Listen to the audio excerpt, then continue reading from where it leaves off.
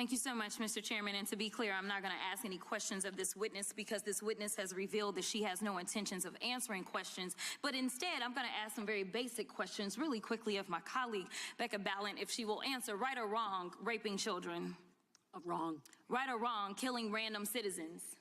Definitely wrong. Right or wrong, enriching yourself as the sitting president of the United States. Definitely wrong. Okay, thank you, because I probably never would have got that with our witness. Our witness who somehow is a lawyer but does not understand how it works with witnesses. I'm not really sure what law school she went to and what all kind of cases she tried, but typically when you come into a space and somebody's a witness, then they sit there and they answer questions instead of asking questions. And then we also have this objection that we use as lawyers called non-responsive when a witness fails to actually answer the question. But nevertheless, let me address the survivors, because that's exactly who they are. They are not victims, they are survivors. Let me say thank you for having more courage and moral clarity in your pinky fingers than the entire Department of Justice. We are currently the laughing stock of the world, partially because of the failed leadership within the DOJ, as we see kings and queens falling everywhere around the world. But we don't know the basics of right and wrong in this country, because it's not about partisanship. And that's why I applaud Thomas Massie, because he's the only person on the Republican side that has a backbone and knows how to stand up to corruption. But nevertheless, let me keep going. My Democratic colleagues have been attacked this entire committee hearing. They have been lied on, and frankly, the American people weren't looking for that. They were looking for answers about the corruption that they see coming from this administration. In the written testimony of this witness, of this particular witness, she stated that when she took office, she had two main goals. The first was to end the weaponization of justice, and second, to return the department to its core mission. Not only have you lied about both, you've intentionally done the exact opposite. You're spending more taxpayer resources arresting journalists than you are prosecuting pedophiles and creeps. In fact, your boss, the President of the United States, stated that this administration, quote, took the freedom of speech away.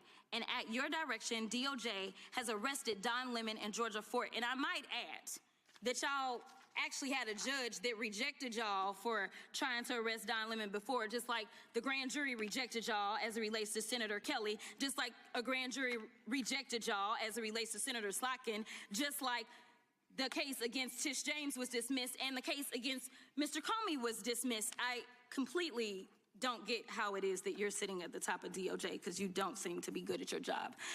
You're spending more taxpayer resources arresting these journalists. In fact, we know after Georgia Fort and Don Lemon were arrested, we know that there were homes of journalists that were raided. We know that threatened prosecution against students protesting your actions and forced tech companies to remove apps used to track ISIS activities. But let's circle back to you protecting pedophiles and creeps, because I want to talk about the president and his possible involvement with Jeffrey Epstein. Now, I don't know what the president might have done with Jeffrey Epstein, but unlike this administration, I believe that facts matter. So let's talk about the facts. Fact number one, Donald Trump is one of the most named people in the Epstein files. At least 5,000 files contains more than 38,000 references to Trump, his wife, or Mar-a-Lago.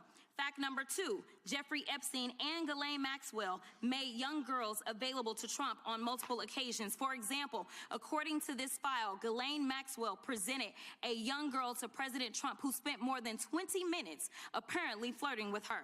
Here's another example. This shows notes from FBI investigators that describe Jeffrey Epstein transporting a victim to Mar-a-Lago to meet with President Trump, where he bragged to Trump that, quote, this is a good one. Now, I'm not saying that the president is a pedophile, but there is a lot of evidence in these files that suggests that he's very close friends with a lot of men who are pedophiles. What's crazy about all of this is just that this is a big cover-up, and this administration is engaged in it. In fact, this administration is complicit.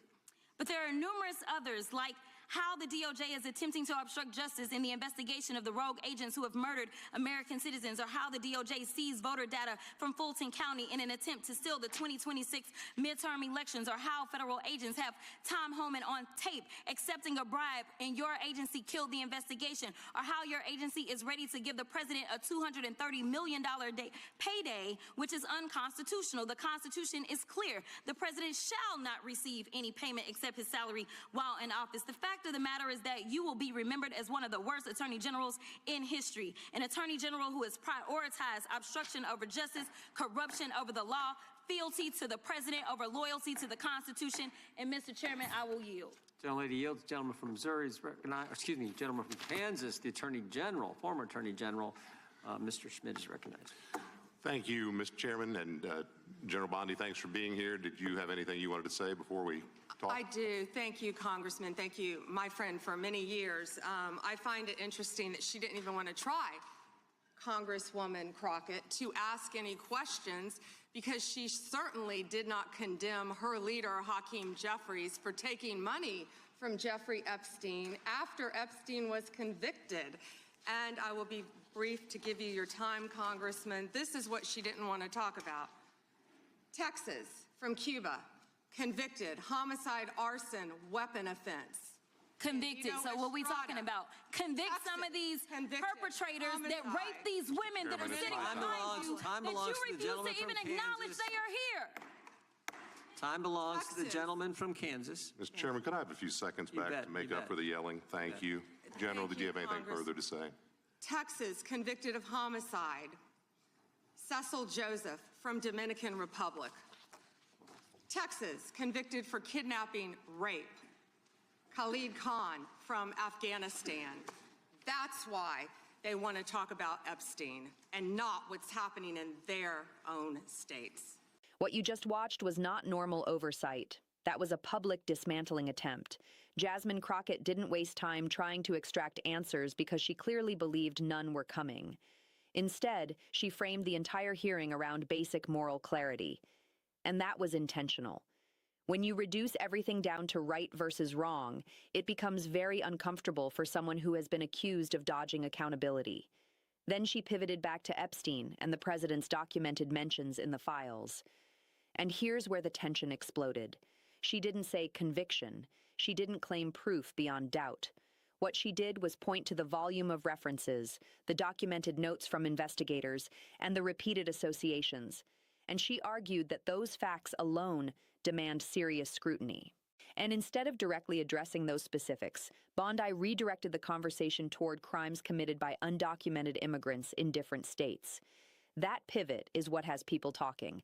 Because when one side is reading from investigative notes and the other side is changing the subject, it creates the appearance of avoidance, whether that's the intention or not.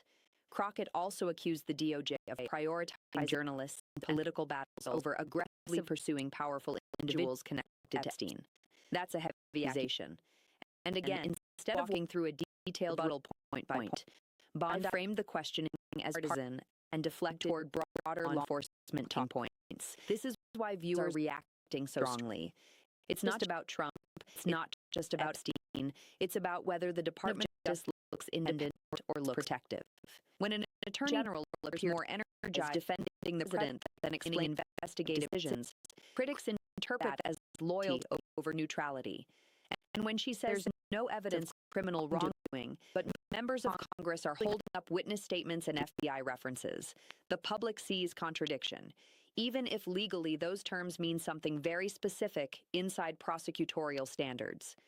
Legally, no prosecutable evidence is not the same as no allegations exist, but politically, that nuance disappears. What people see is confrontation, tension, and a refusal to directly engage with explosive claims. Crockett's closing line about Bondi being remembered as one of the worst attorneys general in history was not subtle. It was designed to echo beyond that room. It was designed for headlines. It was designed for viral clips like the one you just watched. The real question now isn't what was said in that chamber. It's whether any of the documents referenced will receive deeper independent review. Because once things are entered into the congressional record, they don't just disappear.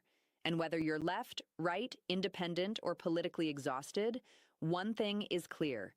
The Epstein case still has the power to shake the highest offices in the country. And moments like this show that the pressure isn't fading. It's building. If this hearing proved anything, it's that trust in institutions is hanging by a thread.